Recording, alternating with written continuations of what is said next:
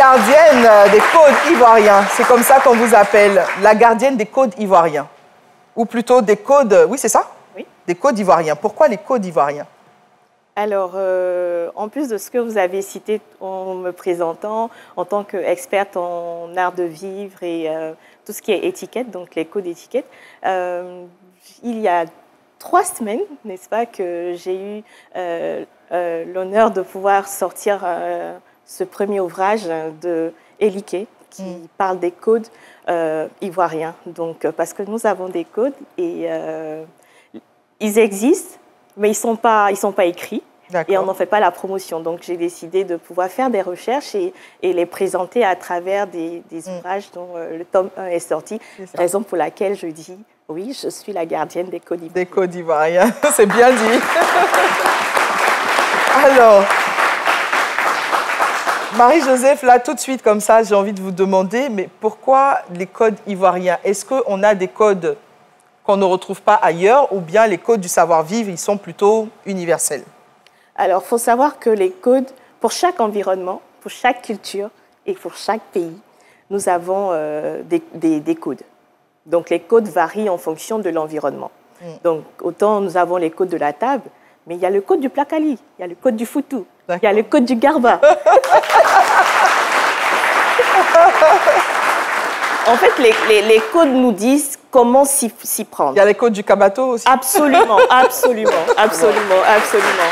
D'accord. Ce qu'il faut savoir, c'est que les codes qu'on appelle étiquettes nous disent comment s'y prendre. Donc forcément, pour chaque culture, pour chaque environnement, il y a des codes à apprendre. À apprendre. Seulement que les codes qui sont plus ou moins universels sont les codes occidentaux. Donc on a eu l'habitude de pouvoir...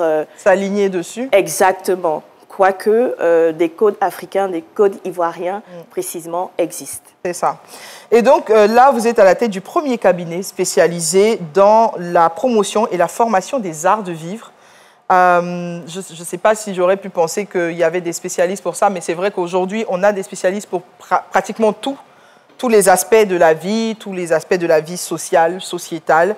Et donc là, vous avez un leitmotiv, c'est la promotion des valeurs culturelles ivoiriennes, africaines, de façon un peu plus large. Et vous êtes effectivement auteur du livre Eliké, en langue baoulé. Eliké, ça veut dire quoi?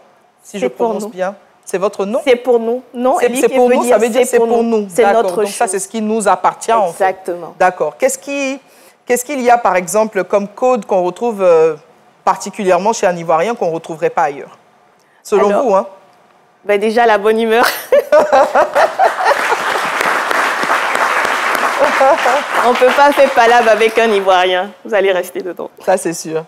N'est-ce pas? Mais plus sérieusement, comme je le dis dans le livre, hein, où j'ai voulu faire vraiment un parallèle entre la culture occidentale et la culture ivoirienne. D'accord. Nous sommes dans le temps des festivités et j'ai mis un attrait fort sur l'art de recevoir. Donc, lorsqu'on reçoit, on sait très bien qu'il faut l'apéritif, ensuite le repas et le digestif.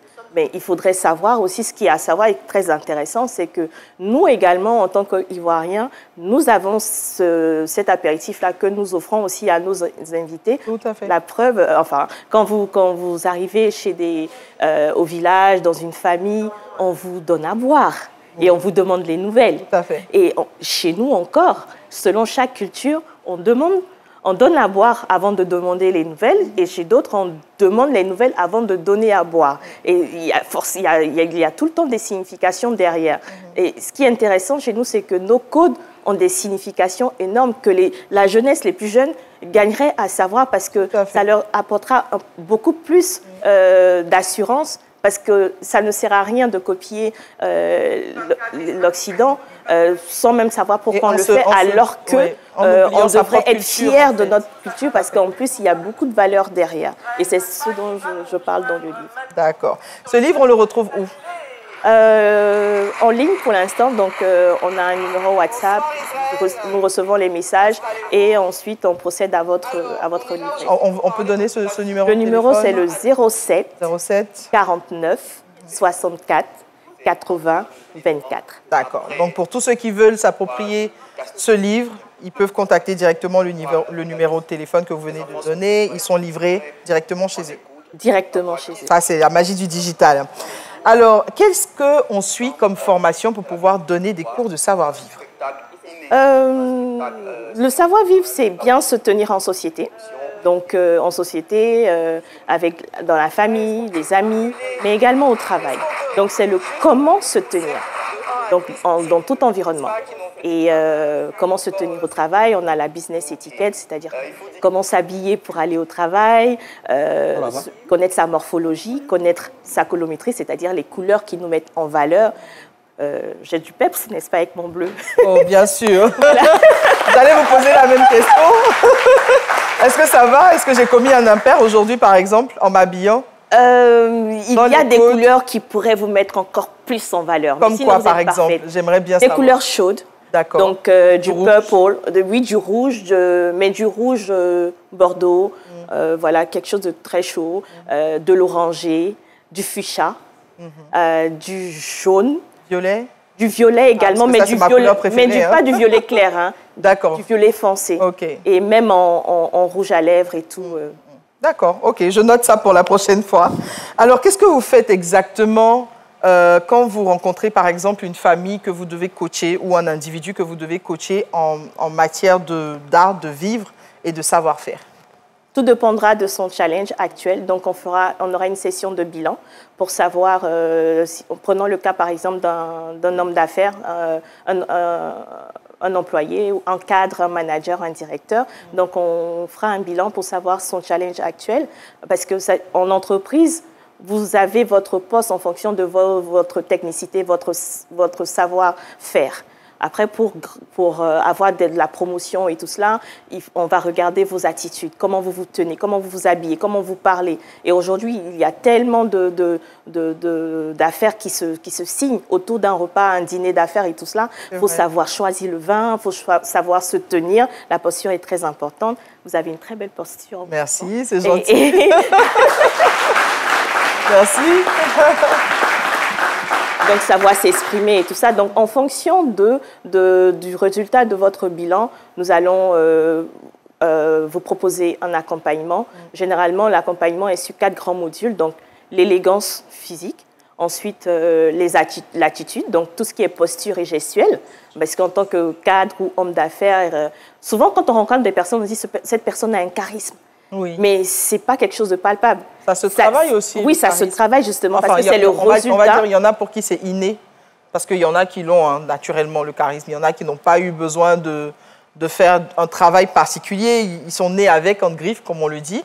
Et puis, il y en a qui ont appris à travailler sur eux-mêmes pour se donner une certaine allure et tout. Le charisme se travaille. Oui, dans tous les cas. Définitivement. Définitivement, parce que c'est la maîtrise et l'application des différents codes qui donnent un résultat qu'on appelle le charisme. Tout à fait. Sinon, on peut être élégant de nature, mais après, comment est-ce qu'on marche, comment est-ce qu'on se tient, comment est-ce qu'on donne la carte de visite, la poignée de main, le regard, ça, c'est pas inné. Ah, ben, le Superman, il est charismatique. Hein. Là, il est serein.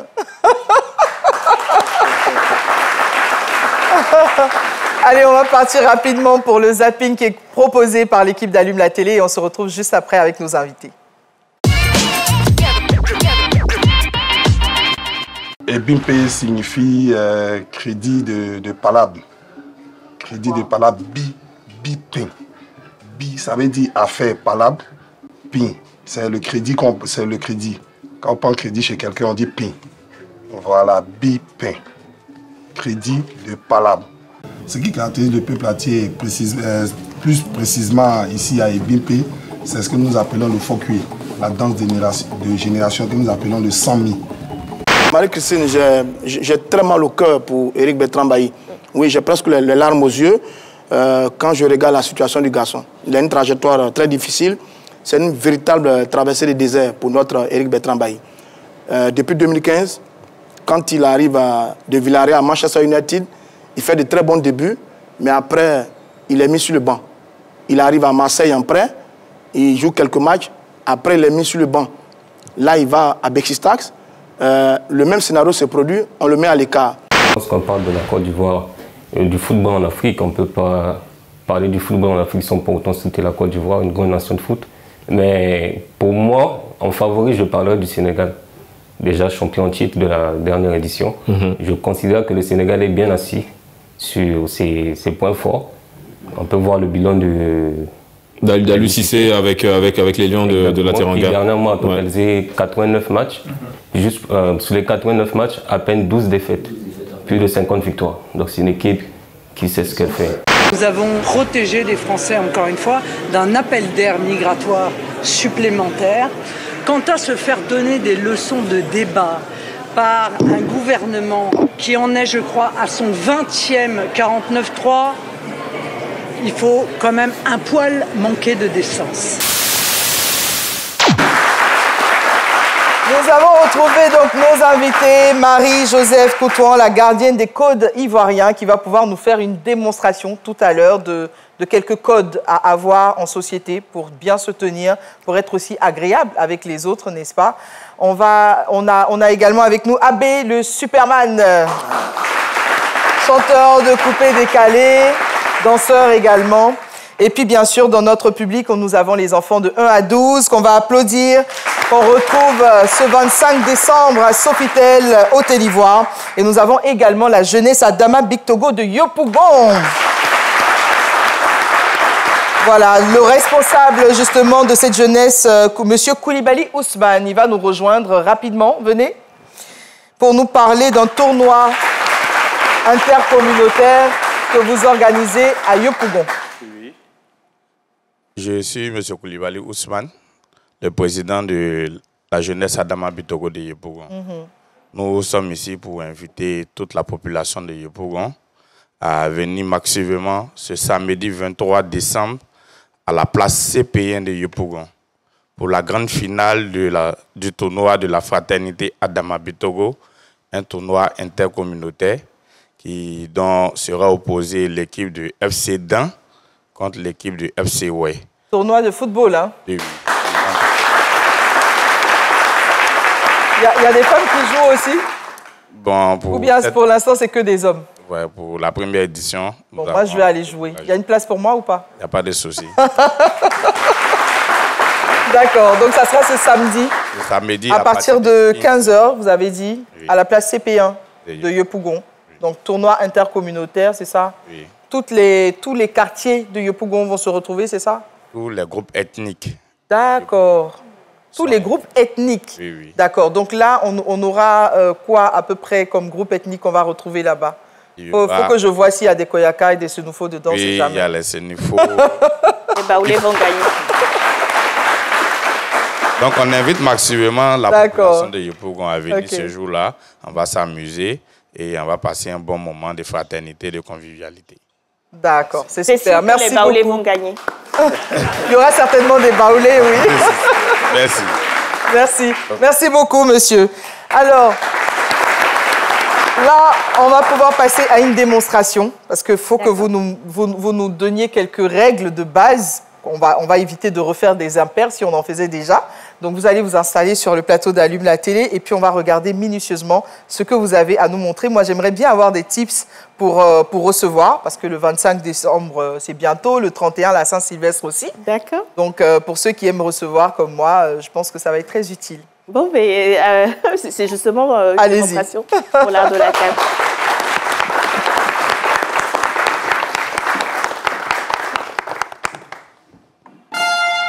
Alors,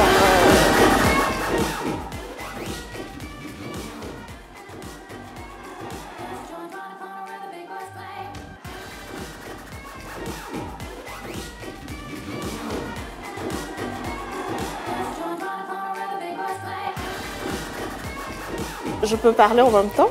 D'accord. Donc, je vais mettre mon arsenal. Je vais faire une table, vu que j'ai une petite table, parce que lorsque vous dressez la table, il faudrait aussi penser à l'espace. Il faudrait que vos convives soient très à l'aise. Donc, il vous faudra bien sûr une belle nappe, mais j'ai déjà une belle couverture là, donc je vais la garder. Généralement, qu'est-ce qu'il faut pour choisir une belle nappe de table? En fonction de l'occasion, Donc, pour un repas ordinaire, on va prendre une nappe ordinaire.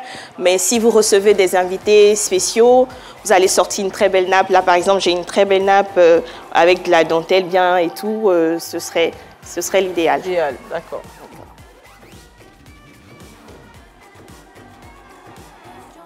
Il est important que vos couverts soient très propres. Donc, vu que vous les avez nettoyés, dans la manipulation, ce serait bien de porter des gants. OK. Donc, je vais en mettre un seul. Ça, c'est pas spécialement pour un traiteur, hein, c'est pour tout le monde. Ce serait bien pour tout À le monde. partir du moment où on reçoit... Exactement. D'accord. Ouais. Donc, vous avez mis la nappe. Il vous faut maintenant une assiette de présentation ou un set. Pour des repas ordinaires, vous pouvez utiliser un set de table. Mais lorsque vous recevez, pour les fêtes de fin d'année, ce serait bien d'avoir une assiette de présentation dans le ton de que vous aurez choisi. Donc, j'ai une assiette de présentation dorée. Doré. C'est très festif. Oui. Le doré. Nous allons ensuite placer la grande assiette pour le plat principal. Ensuite, l'assiette pour l'entrée.